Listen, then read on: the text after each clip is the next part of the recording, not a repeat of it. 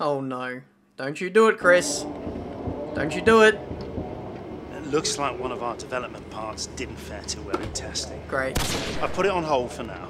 You can restart work from the laptop. We're going to have to go back now and make some adjustments in order to get the final numbers looking more like we were expecting from the simulation. Well, that is exactly what I wanted to hear. Actually, on my birthday too. Thank you very much, Chris, for the early present. But yeah, there we go. Welcome to F1 2017 Career Mode, guys. Part number 43 here for the Spanish Grand Prix. We have a failure on the way of the drag reduction. So we're going to have to fix that up and hopefully get that on the car in time for the Monaco Grand Prix. It actually won't make that much of a difference when we get to that circuit anyway, but it will still help to be a little bit faster in a straight line. But yeah, like I said, it would have been nice to have that for today's race, but unfortunately that is not the case. The old R&D team going back to their incompetent ways of Season 1. But here we are for the Spanish Grand Prix. Hopefully we can have a pretty competitive race, but in theory I'm not really rating my chances. Spain, Catalonia, very heavily dependent on aero, a lot of high-speed corners, and the one area where this McLaren lacks, if any, is the downforce nowadays. We're quite a bit behind the 8 ball in terms of most of the midfield running teams, so yeah, we're going to have to probably compensate by running a lot more downforce than some of the others, and that may cost us in a straight line. But as you can see there, going straight into Q2, Q3 actually, and we're there or thereabouts, which is nice to see. Fernando more so, a lot closer than me, because maybe straight line speed isn't much of a factor around here. Yes, there is that fairly long straight, but apart from that, it is fairly technical, especially in the middle and third sector. So Fernando really coming into the fray here in this Grand Prix. It's his home race as well, so he'll be wanting to do quite well for the fans. But as you can see here, this is our first flying lap in Q3. A little bit messy here in the third sector, just missing a few apexes, locking up the inside front tyre, and overall not been a great start to the session. And we end up 1.2 seconds down on, I think, Sebastian Vettel's pole time at the time of setting the lap. But as you can see there, Fernando actually besting us there in our opening run of Q3. So yeah, when you get bested by Fernando, when you know that he hasn't been getting his engine upgrades, you know you're not doing a good enough job, and hopefully we can rectify that in this final run. 40 seconds to go now. This will be our final lap. I've only fueled up the car to do one lap, so whatever we do here is where we're going to start for this Spanish Grand Prix. A 10th up as we go through the middle sector now, so not the kind of gains I'm really looking for, but like I said, we didn't do too well in the third sector, so that's where we're going to find most of our time in reality. So yeah, we'll see what we can do. Through the fast right-hander, 7th gear through here. See, a lot of these corners I could do easy flat if I had more downforce, but I just have to hesitate a little bit, have to just take it a little bit more calmly than what I'd like to. And yeah, that will be the next focus for developing this car going forward. We just need to have more downforce to have a bit more stability and a bit more confidence to push. But through the final chicane now, again, we're very line ball as to whether we're going to improve or not. We were going red just approaching that chicane, but we got a super exit and we've gained 3.5 tenths as we go across the line and end up in 7th place. So that final run there, showing you the whole lap, really only benefited us by getting in front of Fernando. Still starting on the 4th row of the grid though, but there we go. Potential wise, I think we could have improved by a 10th or so, and that would have got us in front of Max Verstappen and on the 3rd row of the grid. But overall, I can't really complain. I wasn't expecting to be competitive here. I actually wasn't even expecting to get into Q3. So to actually be that close to the mark, it's pretty encouraging, it must be said. But in terms of resource points, we're going to have just around 500. I think it's 496. So looks like we won't be having enough resource points to do a brand new upgrade. If we want to, though, we can work and repair that upgrade that failed at the start of the episode. So we might do that heading into Monaco. But it's time now for the race, the Spanish Grand Prix. Hopefully we get a top 5.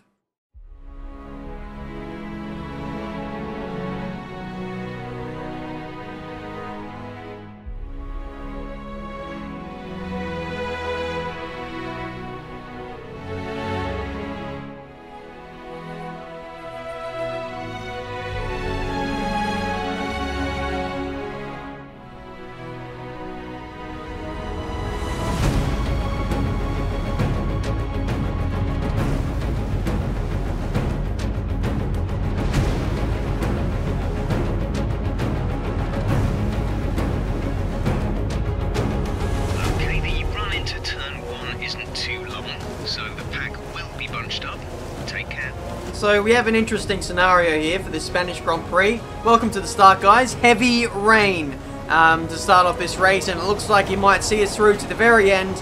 At the very least, we could see a switch to intermediate tyres, but still, I was quite surprised, in all honesty, to see that no one else on the grid had penalties, considering we are at the last race before the new cycle of gearboxes come in. So, reliability-wise, everyone is doing quite well to maintain their components. So, going forward to the rest of the season, it may be the least amount of grid penalties we'll see ever in this career mode. But 5 red lights, and away we go for this Spanish Grand Prix. I missed the start there.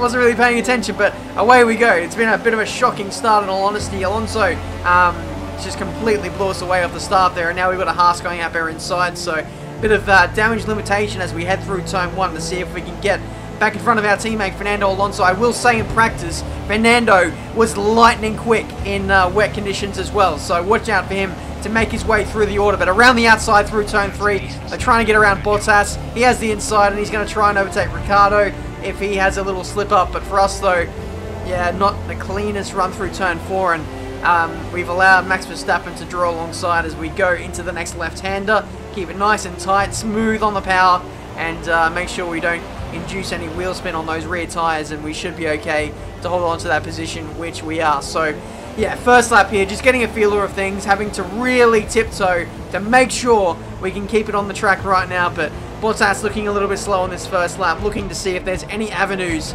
to find a position or two. Not really working at this stage, as that Mercedes is fairly decent in a straight line, but in Rich Rev's slipstream as well, we closed the gap ever so slightly, but I just don't have that confidence under brakes to really lunge him like I'd like to. And yeah, it's just been a bit of a tentative start so far, and we haven't been able to make the progress that I really wanted. Okay, I reckon we could probably get away with intermediate tyres now. You're going to find it harder and harder to keep the wets cool from here, but the inter should be easier. That is actually a really good shout, Jeff. Let's actually dive into the pits fairly soon. It looks like the rain is pretty much dissipated. It's hardly heavy at all now, if at anything. It's not really raining that heavy. So let's dive into the pits. We'll chuck on a set of intermediate tyres. This is always a huge risk when you're the first to dive into a new compound of tyre weather-wise. Sometimes it can massively backfire for you, but feeling the grip, feeling the conditions, I feel like this is probably the best way to go about approaching this race now. We're probably going to have to take on another set of intermediate tyres depending on how long the rain holds out for, because I don't feel like these intermediate tyres will be able to do too much more than, I'd say, 15 laps, and unfortunately with the timing of the weather, it's just simply not worked out in a way that allows us to go to the end from here. But meanwhile, after fitting on the intermediate tyres, the grip was quite nice. It was definitely comparable to the wet weather tyres, just maybe a little bit slower, but the fact that we have new intermediate tyres means that we're slightly faster than what we were before. So as you can see here, up against some of the midfield runners, especially on their older wet tyres, we are definitely faster than them and making some huge inroads now as we got the inside of Danny Kvyat, and it's us up into P13. Next up is Jolyon Palmer, and there's a huge gaggle of cars just up the road. So if we can dispatch of these guys very quickly, or if they just pit on this lap, then that'll see us well inside the top 10 as we head into the second phase of this Grand Prix. Out the inside of Palmer now, we're just making an overtake every single sector now.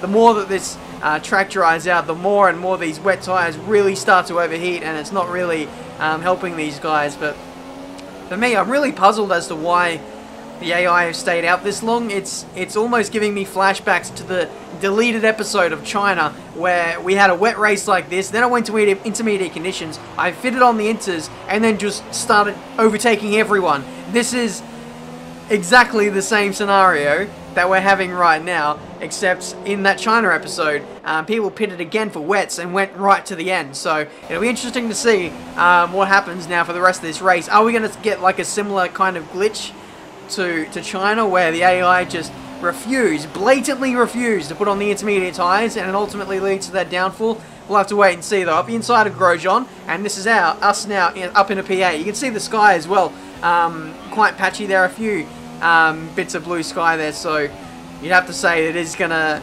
potentially dry up, and we might even be on the dry tyres by the last 3 or 4 laps. We'll have to wait and see though. But finally on lap 16, after running around for 5 or 6 laps on the intermediate tyres, we finally go purple to the rest of the field. And I think some of the AI are now responding in the form of Daniel Ricciardo. I don't believe he's on the intermediate tyres though. So he is fitted on the wet tyres. And I absolutely do not know why. It is not suitable for wet tyres at all. But yet the AI are all diving in for wets. I really don't get it. I really don't. Even Fernando has gone for it. But no, actually, Verstappen, Hamilton, and Vettel have all seen some logic and have actually fitted on the intermediate tyres. So it's not going to be as bad or as drastic as the China episode where they just try and stretch it out on wets to the end, which is really good to see. But unfortunate that Fernando, in a great position, P4, if he would have put on intermediate tyres, he would have been right in the game to go to the end of the race and potentially get a podium with me having to make my stop at the end of the race. But as you can see there, the guys who just put on their wet tyres ran around on them for 1 lap and then dived into the pits and put on inters on. So that was the most pointless stint ever from those guys, and they've essentially just thrown away a free pit stop. So we now find ourselves in P2, Raikkonen up the road by 15 seconds. Looks like he's probably got the win in the bag today, unless we can start chasing him down. Light rain will stay with us for at least 20 minutes, maybe more. Light rain is here to stay. Okay, so we possibly won't get the dry conditions like I was hoping for at the end of the race, but that means we're pretty much compromised now in terms of strategy. We will have to make another stop because our current inters are not going to make it to the end. They're coming close to 50%. And as you guys know, as soon as it gets like past 50%, the tyres really start to go down, like out the window, and they're not really viable to really push on anymore, especially in conditions like these. But into the pits now for our final stop of the day. Really sketchy into the pit lane as well. I always like to leave myself a bit of a safety margin when it comes to braking and slowing down for the pit limiter. But almost sped, which is not that great. And Jeff is a little bit late in the go calls there because the pit stop was that fast from McLaren. I think it was 2.0 seconds. So the team have been absolutely lightning when it comes to executing pit stops this season. It's been amazing. But we rejoined behind Ricciardo, we rejoined behind Bottas, and in front of Fernando Alonso. So for the rest of this race now, we've got to chase down Bottas and Ricciardo. We should be able to. Fresh intermediate tyres. You would not believe the amount of pace advantage you can get over someone who was on slightly older wet weather tyres. It's unbelievable. The amount of wear that these tyres get is more pronounced than dry tyres. So we might even see some guys like Raikkonen, for example, having to make another stop in this race. But we have one of the Toro Rossos out of the Grand Prix. I believe it is Danny Kvyat. So unfortunate for him there. He is out of this Grand Prix. Could we see a potential safety car? I'm not too sure. They don't like to release safety cars when the conditions are kind of like this and in the transitional period, but we carry on anyway, and Ricciardo was actually into the pits. So looks like even those guys who stopped, what, 5, 6, 7, 8 laps after what I did, they can't even make their tyres go to the end. Such is the tyre wear on intermediate tyres around this Spanish Grand Prix, and unfortunately Fernando had to dive in again as well. So yeah, it's not a fruitful time for Fernando. Vettel gets jumped in the stops there by Verstappen, I believe, and Hamilton is in the mix there as well. So we've rejoined back in second place once again, like we were after all the wet weather runners did their 1 lap stint and then pitted on for inters. So we've got an interesting little dynamic evolving here. We're not going to get the race win today. Raikkonen 15, 16 seconds up the road, but second place is still well and truly up for grabs with Lewis Hamilton only a few seconds behind me. He now overtakes one of the Williams, who is a lap down, and that leaves absolutely no, mobile chicanes between us and Lewis Hamilton for the rest of this race. So I think there's about 2 laps to go now. I'm doing my absolute best to keep the tyres in check. Lewis on fresher tyres, faster car as well. Absolutely flying at this point in the race, and I've been doing everything I can to look after the rear tyres, running lean revs through the third sector, through those slow traction zones, and just running rich on the straights. As you can see there, I think we're massively over on fuel as well. I went for an under-fueling strategy, but such is the way you have to extract the pace out of the car in the wet. You have to use lean revs a lot, and I just never burned the fuel, so that was a bit of a mistake on my part. But as you can see here, going through turn 3, really just on a knife's edge, just trying to balance the car through there without getting oversteer, without losing too much time to Hamilton. I'm trying to keep that buffer that I have at the moment, which is just under half a second. So long as I can keep that margin where it is now, he shouldn't be able to lunge me into the fast or into the hairpin in the third sector, which he doesn't manage to do. But through the final few corners now, Kimi Räikkönen has won the Spanish Grand Prix. And for us though, barring any major mistakes, we're going to come away with second and 18 points, which is going to be an absolute dream result for the Spanish Grand Prix, because coming into this place, I was only hoping for a top 5, but to get a podium is just that much better. Okay, good job, mate. Really well done. That was a fantastic drive.